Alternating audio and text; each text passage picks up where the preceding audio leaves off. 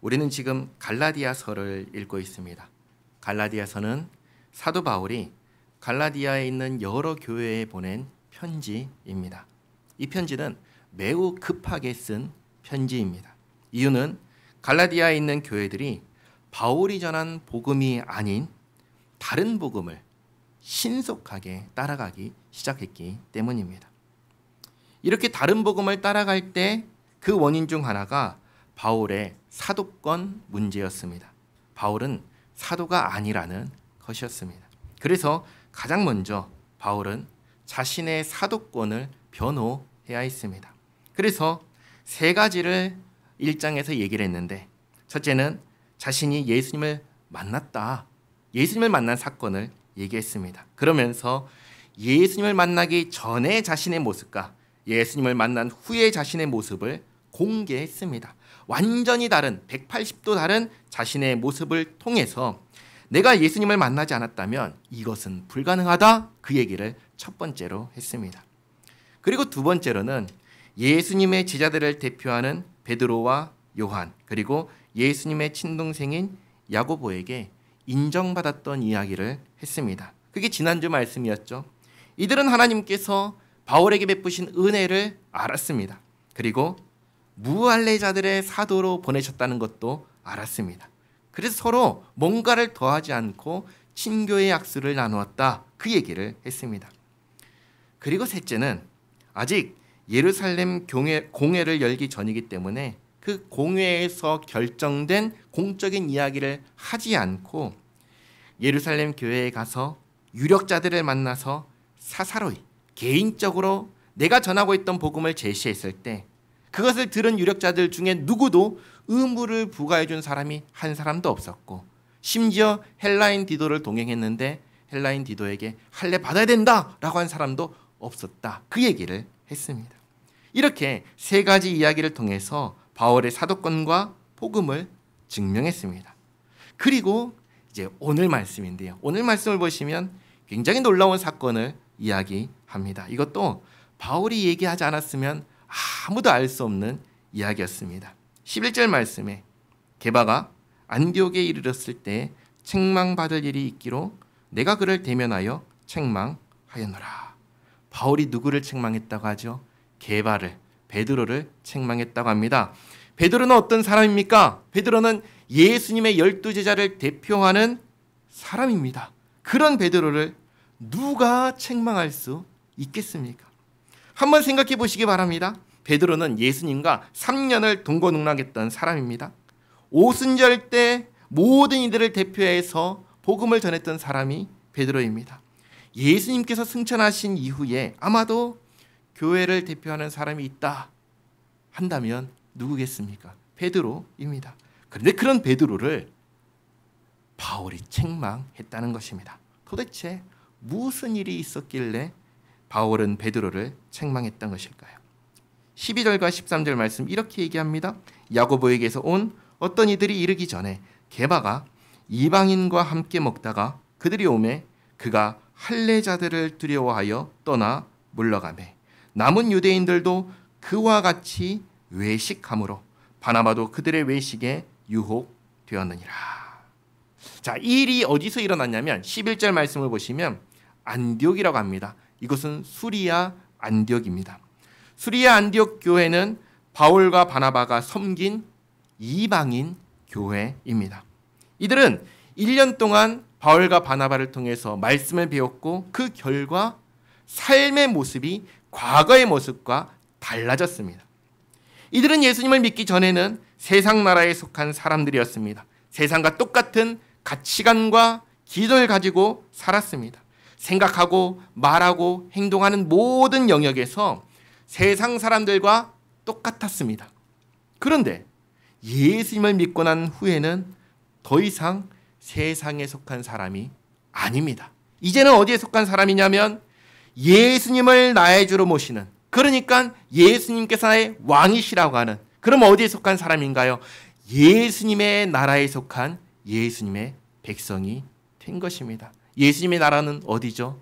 하나님의 나라입니다. 그러니까 예수님을 믿고 난 이후부터는 이 사람들은 더 이상 세상 나라에 속한 사람이 아니라 하나님 나라에 속한 사람이 된 것입니다. 그렇게 사는 곳이 바뀌어지면서 무엇이 달라졌냐면 가치관이 달라졌습니다. 생각하고 말하고 행동하는 것들이 과거와는 전혀 다른 모습을 갖게 되었습니다. 그래서 수리아 안디옥에 사는 사람들이 이 예수 믿는 이방인들을 가리켜 부르는 특별한 호칭이 생겼는데 그게 뭐냐면 바로 그리스도인이라는 호칭입니다. 사도행전 11장 26절 말씀 주보에 있지요. 같이 한번 읽겠습니다. 만남에 안디옥에 데리고 와서 둘이 교회에 1년간 모여 있어 큰 무리를 가르쳤고 제자들이 안디옥에서 비로소 그리스도인이라 일컬음을 받게 되었더라. 아멘. 신약의 교회가 생기고 처음으로 그리스도인이라고 불린 사람들이 누구냐면 이 이방인들입니다. 그것도 유대인들이 아니라 이방인을 가리켜서 그리스도인이라고 부른 것입니다. 그리스도인이란 말은 그리스도에게 속한 사람이다 라는 말입니다. 그리스도는 기름 부음을 받은 자, 구원자를 말합니다. 예수님이십니다. 수리아 안디옥 교회 이방인들이 이 사람들은 이제 우리와 달라 예수님께 속한 사람들이야 라고 그렇게 불리게 되었다는 것입니다. 그런데 이 교회에 베드로가 옵니다. 베드로는 유대인이고 여기 그리스도인들은 누구죠? 어느 민족이죠? 이방인들입니다. 베드로는 유대인, 이들은 이방인입니다. 자, 유대인과 이방인의 관계는 좋을까요? 나쁠까요? 매우 나빴습니다. 어떻게 나빴는가? 유대인들이 이방인을 부정한 존재로 보았습니다. 더럽고 추하고 악하고 그래서 상종하지 못할 존재로 여겼습니다. 이걸 어떻게 할 수 있는가? 베드로가 로마의 백부장 고넬료와 나눈 대화를 보면 알 수 있습니다. 사도행전 10장 28절 말씀 같이 읽겠습니다. 이르되 유대인으로서 이방인과 교제하며 가까이 하는 것이 위법인 줄은 너희도 알거니와 하나님께서 내게 지시하사 아무도 속되다 하거나 깨끗하지 않다 하지 말라 하시기로. 아멘. 유대인이 이방인과 교제하면 그걸 뭐라고 하냐면 법을 어겼다라고 얘기를 하는 겁니다. 그러니까 절대로 교제하면 안 되는 존재, 상종하면 안 되는 존재, 부정한 존재로 유대인들이 이방인들을 여겼습니다. 그런데 수리아 안디옥에서 베드로가 그 부정하다고 여겨지는 이방인들에게로 간 겁니다. 이방인들의 교회로 간 겁니다. 이들은 예수 믿는 이방인입니다. 하나님께 속한 예수님께 속한 하나님 나라 백성들입니다. 베드로가 가가지고 어떻게 했냐면 너희들 부정해 하고 멀리한 게 아니라 이들과 같이 교제하면서 오늘 말씀하신 것처럼 같이 식탁에 앉아서 식사하며 교제를 나눴습니다. 이게 얼마나 놀라운 일이냐면 이렇게 생각하시면 됩니다. 양반과 노비가 같이 겸상할 수 있나요? 우리 조선시대의 상식에 따르면 그것은 불가능한 일입니다. 있을 수가 없는 일이죠. 귀족과 노예가 같이 앉아서 한 식탁에 앉아서 반찬들을 주거니 받거니 하면서 식사할 수 있나요? 그럴 수가 없는 겁니다. 이 세상 상식으로는 있을 수가 없는 일이 지금 일어난 것입니다. 이것이 무엇을 의미할까요? 예수님 안에는 유대인들이 이방인들을 뭐라고 봤다고 했죠? 부정한 존재로 봤다고 했죠. 그러나 예수님 안에서는 부정한 존재가 있다는 겁니까? 없다는 겁니까? 없다는 것입니다. 예수님 안에는 우리 모두가 다 거룩하다라는 것이 첫 번째입니다. 그리고 두 번째는 우리는 예수님 안에서 한 식구, 한 가족이다라는 것입니다. 이것을 이제 다음번에 볼 건데 갈라디아서 3장을 보시면 바울이 이 부분 아주 명확하게 이렇게 얘기했습니다. 갈라디아서 3장 26절에서 28절까지 말씀 같이 한번 읽겠습니다. 너희가 다 믿음으로 말미암아 그리스도 예수 안에서 하나님의 아들들이 되었으니 누구든지 그리스도와 합하기 위하여 세례를 받은 자는 그리스도로 옷 입었느니라. 너희는 유대인이나 헬라인이나 종이나 차인이나 남자나 여자나 다 그리스도 예수 안에서 하나이니라. 아멘. 사도 바울은 이 복음의 진리에 철저했습니다. 자, 질문하겠습니다. 예수 믿는 유대인들은 천국 백성입니까? 아닙니까? 천국 백성이지요. 그렇죠? 그러면 예수님을 믿는 이방인들은 천국 백성입니까? 아닙니까? 천국 백성이죠.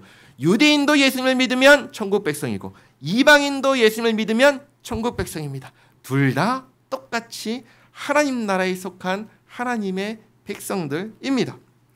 유대인이나 이방인이야 라는 이 민족적인 정체성이라는 것은 더 이상 의미가 없다라는 것입니다. 정말 의미가 있는 것은 그럼 뭔가요? 이 사람이 예수님을 믿는 사람이냐라는 것입니다. 예수님을 믿는 사람이라면, 예수님께 속한 사람이라면 그 사람은 천국 백성이라는 것입니다. 왜 그렇죠?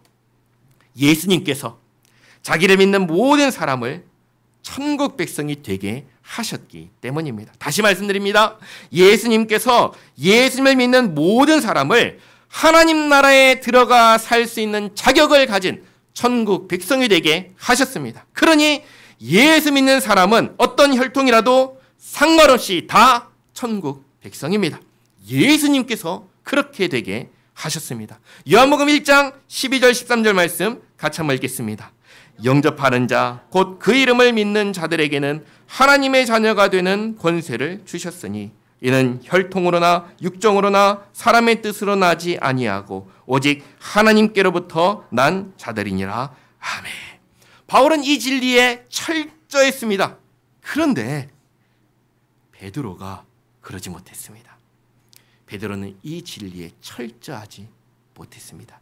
갈라디아서 2장 12절 13절 말씀 제가 다시 읽겠습니다. 야고보에게서 온 어떤 이들이 이르기 전에 게바가 이방인과 함께 먹다가 그들이 오매 그가 할례자들을 두려워하여 떠나 물러가매 남은 유대인들도 그와 같이 외식함으로 바나바도 그들의 외식에 유혹되었느니라. 베드로가 이방인들과 함께 식사를 하고 있는데 할례자들이 오는 겁니다. 할례자들은 예수님을 믿는 유대인 중에서 이렇게 말하는 사람들입니다. 아무리 예수님을 믿어도 할례를 받지 않으면, 그래서 유대인이 되지 않으면 그 사람은 부정한 사람이고 천국 백성은 아니다라고 말하는 사람들이 이 할례자들입니다. 그러면 이 할례자들 입장에서 수리아 안디옥에 있는 예수님을 믿는 이방인들은 할례를 받지 않았으니까 이들을 천국 백성이라고 생각할까요? 안 할까요? 안 하는 것입니다. 쉽게 말해 이들은 할례자들 입장에서 수리아 안디옥 이방인 교회 성도들은 그냥 이방인에 불과한 것입니다. 그리고 자기들은 유대인입니다. 유대인은 이방인을 어떻게 본다고 했죠? 부정한 존재로 본다고 했습니다. 그러니 같이 식사하는 게 가능한가요? 불가능한가요? 불가능하죠. 다시 원점으로 돌아가는 것입니다. 이들이 만약에 와가지고 이방인과 같이 식사하는 유대인을 본다면 그 유대인을 향해서 뭐라고 할까요? 너 잘못하고 있어 하면서 정죄하겠죠. 그러면 할례자들이 와서 이방인과 함께 식사하는 게바, 베드로를 보면서 뭐라고 할까요? 게바를 향해서 넌 위법을 행했다. 너는 죄인이다라고 말을 하겠지요. 베드로가 그것을 안 겁니다. 그래서 할례자들이 온다는 소식을 듣자 식사를 중단하고 물러난 것입니다. 복음의 진리를 의식했나요? 아니죠. 누구를 의식했죠? 할례자들을 의식한 겁니다. 모든 사도를 대표하는 베드로가 그렇게 하자 누가 따라합니까? 함께 있던 예수 믿는 유대인들이 따라합니다. 그리고 누구까지 그렇게 따라하죠? 바나바까지 그렇게 따라합니다. 그런데 이 상황을 보면서 예수 믿는 이방인들은 무슨 생각을 했을까요? 아마 이해했을 겁니다. 우리가 쉽게 하는 말이 있습니다. 무슨 말이냐면 어쩔 수 없지. 이해해. 어쩔 수 없지. 이해해. 함께 식사하다가 할례자들이 두려워서 물러가는 자기들의 지도자였던 바나바를 보고 유대인을 보고 사도들 가운데 대표인 베드로를 보면서 그래, 유대인과 이방인 사이에는 이런 벽이 있지. 맞아. 하면서 이 벽을 아는 이방인들은 그래, 어쩔 수 없구나 하고 받아들였을 것입니다. 그리고 바울은 받아들이지 않았습니다. 그 모습을 보고 모든 사람들이 있는 그 자리에서 바울이 베드로를 정면에서 책망했습니다. 14절 말씀입니다.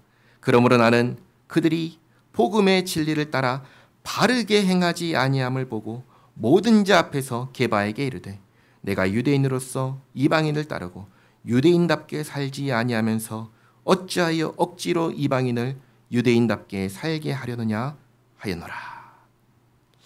이방인을 유대인답게 살게 하려느냐, 이게 문제의 핵심입니다.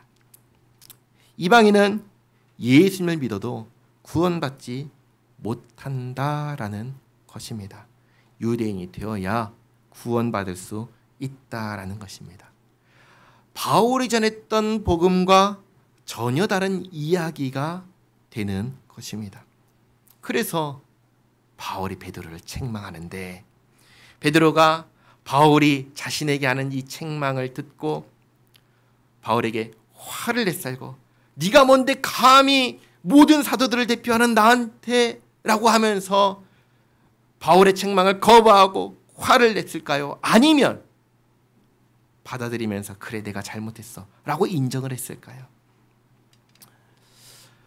베드로는 바울의 책망을 듣고 인정을 했습니다. 그걸 어떻게 할 수 있는가? 바울과 베드로의 관계가 어떤지를 보면 알 수가 있죠. 베드로후서 3장 15절 16절 말씀 같이 한번 읽어보도록 하겠습니다. 또 우리 주의 오래 참으심이 구원이 될 줄로 여기라. 우리가 사랑하는 형제 바울도 그 받은 지혜대로 너희에게 이같이 썼고 또 그 모든 편지에도 이런 일에 관하여 말하였으되 그 중에 알기 어려운 것이 덜어 있으니 무식한 자들과 굳세지 못한 자들이 다른 성경과 같이 그것도 억지로 풀다가 스스로 멸망에 이르느니라. 아멘. 이 무슨 말이냐면 나중에 베드로가 쓴 편지인데 바울이 쓴 편지를 보면은 어려운 부분이 있다라는 겁니다. 있지만 이 바울이 어떤 사람이냐? 우리가 사랑하는 사람이고 그리고 하나님께로부터 은혜를 받은 사람이 맞다라고 지금 베드로가 인정하는 것입니다. 지난주에 바울은 예수님의 친동생 야고보와 베드로와 요한과 친교의 약수를 나누었다고 했습니다. 같은 은혜를 받았고 자기들은 할례자의 사도로 그리고 바울은 무할례자들의 사도로 보내심을 받았다라는 것을 다들 인정하고 친교의 약수를 나누었다고 했습니다. 근데 이게 바울의 말뿐이라면, 그렇죠? 바울의 말뿐이라면 이걸 믿을 수가 있나요? 믿을 수가 없는데 이렇게 베드로가 바울을 인정했다고 공식적으로 편지에다가 기록을 남긴 것입니다. 심지어 자신을 책망한 사람인데도 그럼에도 불구하고 그것을 거부하거나 거절하지 않고 수용하고 받아들이면서 이 바울은 하나님께 은혜를 받은 자요 지혜를 받은 자다라고 인정했다는 것입니다.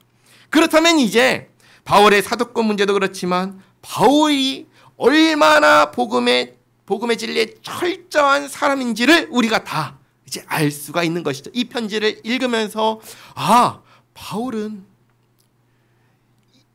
사도들의 대표인 베드로에게 인정도 받았고 예수님의 친동생인 야고보에게 인정도 받았고 그리고 베드로가 심지어 잘못 갔을 때 그를 책망할 정도로 복음의 진리에 철저한 사람이구나 라고 이 편지를 읽는 모든 사람들이 알 수 있게 한 것입니다. 자, 그런데 복음의 진리에 철저하지 못했다고 베드로까지 책망한 바울이니 갈라디아 교회가 다른 복음을 따라가고 있다는 소식을 듣고 바울은 어떤 심정이었겠습니까? 경악을 금치 못한 것이 이거 큰일 났다. 이거 어떻게든 바로 잡아야 된다 해가지고 급하게 쓴 편지가 이 갈라디아 서인 것입니다. 그래서 여기까지 베드로에 대한 이야기를 하고 딱 중지하면서 이제부터 누구에게 얘기하냐면 갈라디아 교회 성도들에게 이야기하기 시작합니다. 잘 보시기 바랍니다. 15절 우리는 본래 유대인이요 이방 죄인이 아니로되. 이 바울이 인정하는 것이죠. 바울은 유대인입니다. 유대인은 자기 민족을 이방인과 철저하게 구분했습니다. 유대인은 의인이고 이방인은 죄인이다. 유대인은 정결하고 이방인은 부정하다. 아주 철저하게 구분했습니다. 이게 그 시대의 유대인들과 이방인들이 다 공유하고 있던 생각들입니다. 그런데 바울이 예수님을 만난 뒤의 생각이 완전히 바뀌었습니다. 어떻게 바뀌었는가? 16절 사람이 의롭게 되는 것은 율법의 행위로 말미암음이 아니요 오직 예수 그리스도를 믿음으로 말미암는 줄 알므로 우리도 그리스도 예수를 믿나니 이는 우리가 율법의 행위로서가 아니고 그리스도를 믿음으로써 의롭다함을 얻으려 함이라. 율법의 행위로서는 의롭다함을 얻을 육체가 없느니라. 아멘. 잘 보시기 바랍니다. 바울은 혈통적으로 의인이 되는 것이 아니라고 말합니다. 다시 말해서 아브라함의 후손이라고 유대인이라고 우리가 의인이냐? 우리 의인 아니다라고 얘기합니다. 그리고 율법을 지켜서 의인이 되는 것이냐? 그것도 아니라고 말합니다. 왜냐하면 율법을 완벽하게 지킬 수 있는 사람이 없기 때문입니다. 두 가지를 얘기했죠. 혈통으로 되는 거냐? 아브라함의 후손이니까 되는 거냐? 그거 아니다. 유대인이니까 되는 거냐? 아니다. 그러면 율법을 잘 지키면 되는 것이냐? 그것도 아니다라고 얘기를 하는 것입니다. 예수님께서 이미 율법을 완벽하게 지킬 수 없다는 것을 분명하게 보여주셨습니다. 한 가지만 보겠습니다. 마태복음 5장 21절 22절 말씀인데요. 같이 한번 읽겠습니다.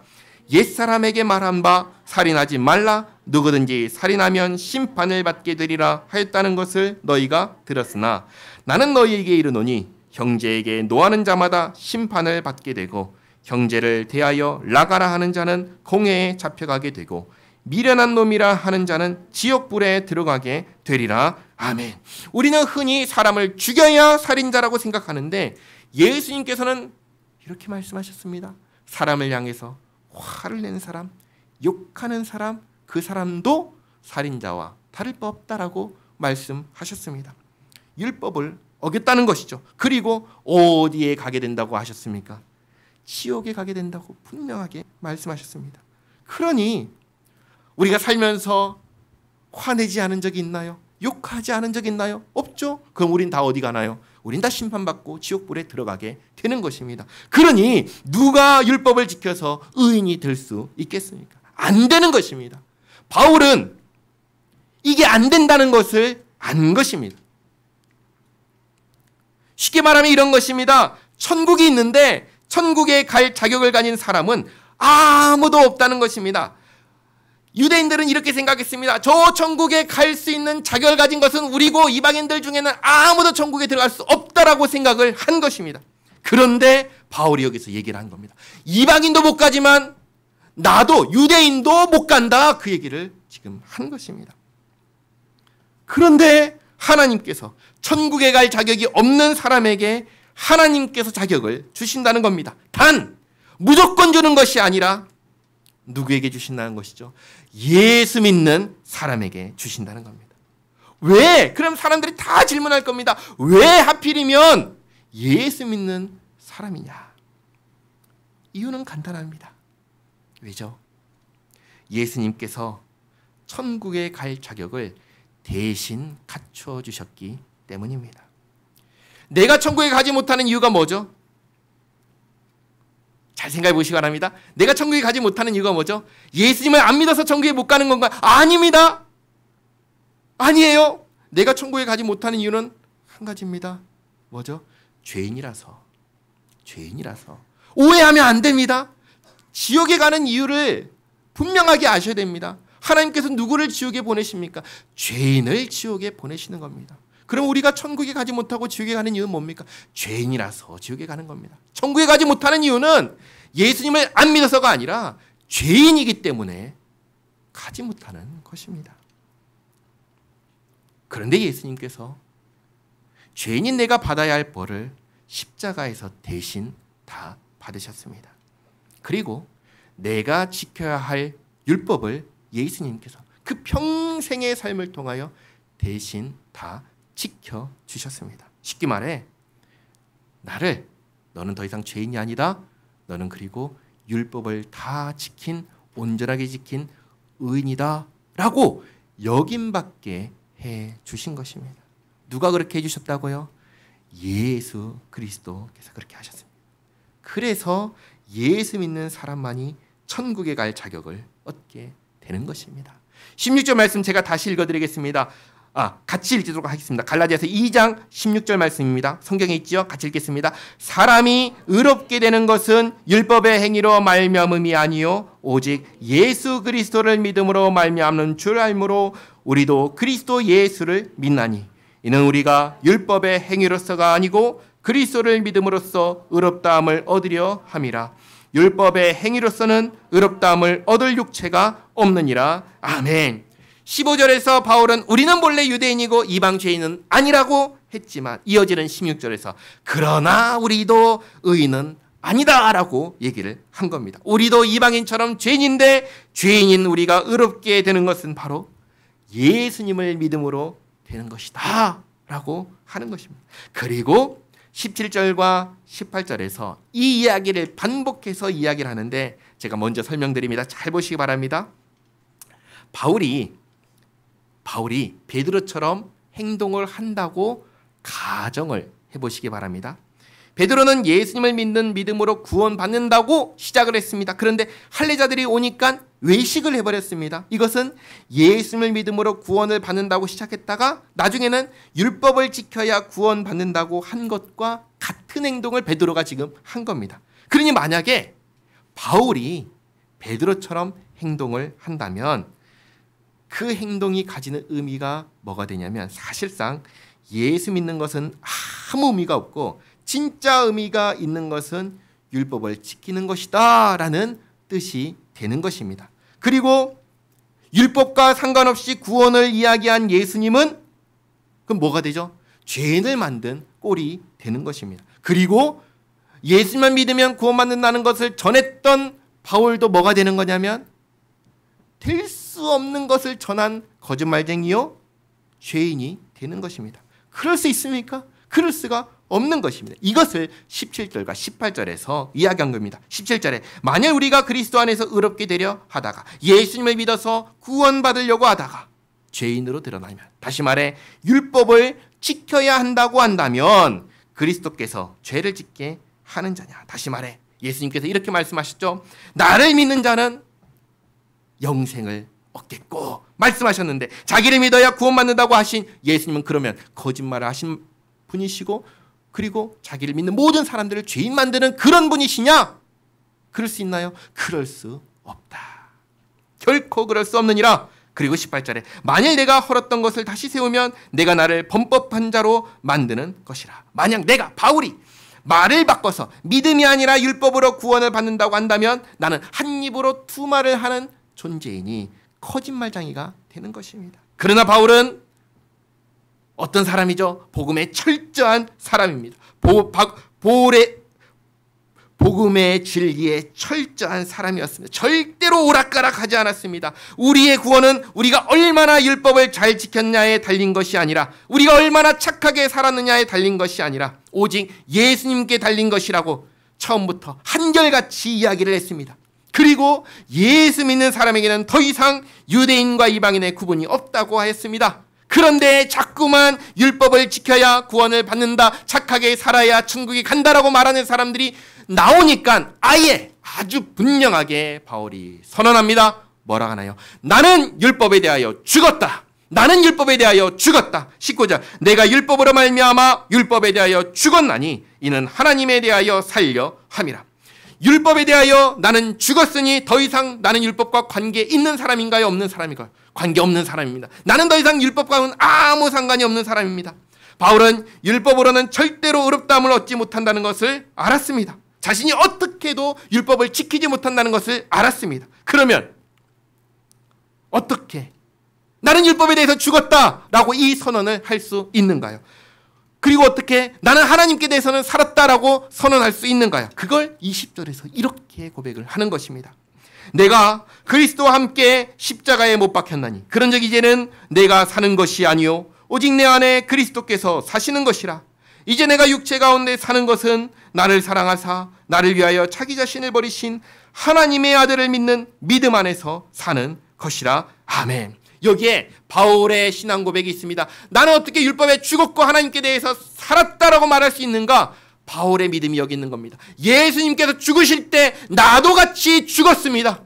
예수님께서 십자가에서 죽으실 때 나도 같이 죽었습니다. 그리고 예수님께서 부활하실 때 그때 나도 부활했습니다. 나는 예수님과 함께 살았습니다. 그래서 나는 이제 이전의 삶과는 완전히 다른 삶을 살고 있습니다. 나는 어떻게 사는가? 나는 나를 사랑하사 나를 위하여 자기 자신을 버리신 예수님을 믿는 믿음으로 삽니다. 그래서 나는 율법에 대해서는 죽었고 하나님께 대해서는 산 사람이 된 겁니다.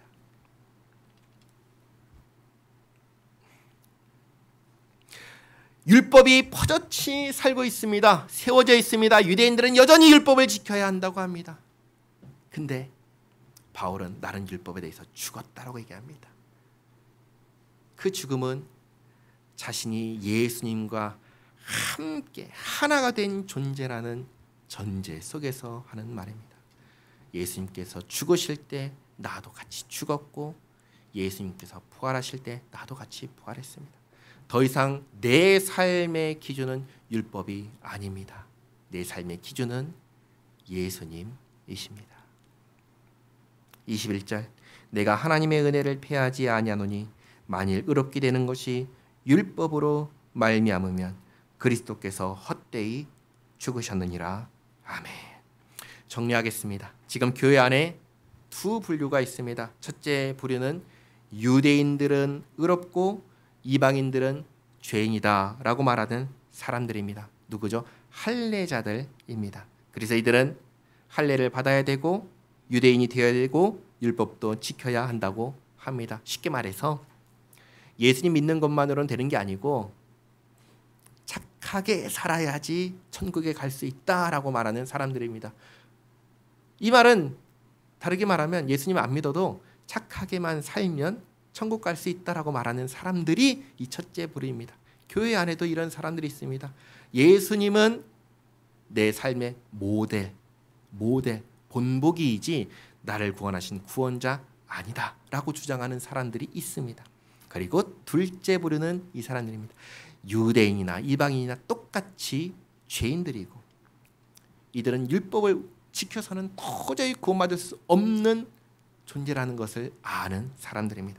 바울과 같은 입장에 있는 사람들입니다. 이들은 할례를 받아도 소용없고 율법을 지켜서도 천국에 갈 자격은 얻지 못한다라고 말하는 사람입니다. 오직 예수님을 믿음으로만 의롭게 된다고 하는 사람들입니다. 이게 바로 바울이 전한 복음입니다.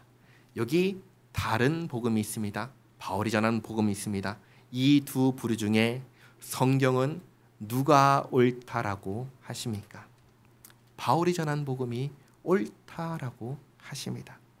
오늘 우리가 전해 받은 복음이 바로 그것입니다. 그러니 바울과 같은 복음을 가진 우리의 입에서 어떠한 고백이 나와야겠습니까? 나는 예수 믿는 사람입니까? 나는 정말로 예수님을 나를 구원하신 주님으로 모시고 사는 사람입니까? 나는 예수님께서 십자가에 못 박혀 죽으실 때 나도 같이 죽었습니까? 그리고 예수님의 부활과 함께 나도 살았습니까?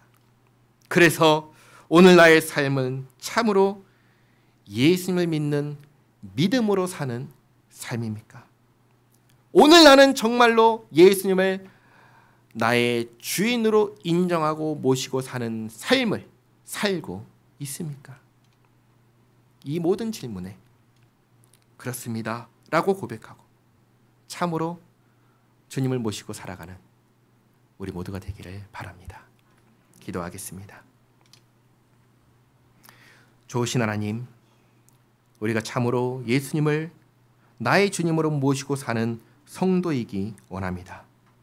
예수님께서 십자가에 못 박혀 죽으실 때 나도 나의 모든 죄를 가지고 십자가에 죽었다고 고백하게 하옵소서.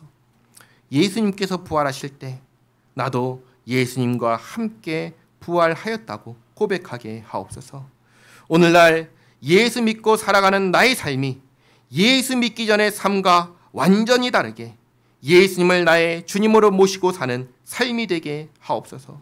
주님의 말씀이 내 삶의 기준이 되어 생각하고 말하고 행동하는 모든 부분에서 주님의 향기가 나게 하옵소서. 세상 사람들에게 그 이방인들이 그리스도인이라고 불린 것처럼 우리도 그리스도인이라 불리기 원합니다. 구별된 삶, 변화된 삶, 주님과 동행하는 삶이 우리에게서 나타나게 하옵소서. 우리의 매일의 삶이 나를 구원하신 주님의 은혜를 깨닫는 삶이 되게 하시고 그 은혜에 감사하여 주님을 영화롭게 하는 삶이 되게 하옵소서. 예수님의 이름으로 기도하옵나이다. 아멘.